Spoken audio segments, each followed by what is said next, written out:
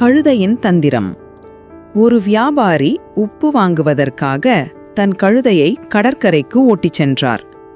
போகிற வழியில் ஒரு ஓடை இருந்தது. திரும்பி வரும்போது கால் தவறி கழுதை ஓடையில் விழுந்தது. தண்ணீரில் உப்பு கரைந்து போனதால் கழுதை எழுந்தபோது சுமையின் கனம் மிகவும் குறைந்திருந்தது. வியாபாரி திரும்பிப் போய் இன்னும் கூடுதலாக உப்பை தனது கோணிகளில் நிரப்பிக் கொண்டான்.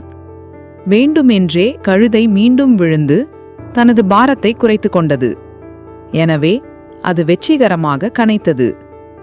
வியாபாரிக்கு கழுதையின் தந்திரம் புரிந்து போகவே 3ஆம் முறையாக கடற்கரைக்கு அதை ஓட்டிச் சென்றான். அங்கே உப்புக்கு பதிலாக கடற்பஞ்சு மூட்டைகளை வாங்கினான்.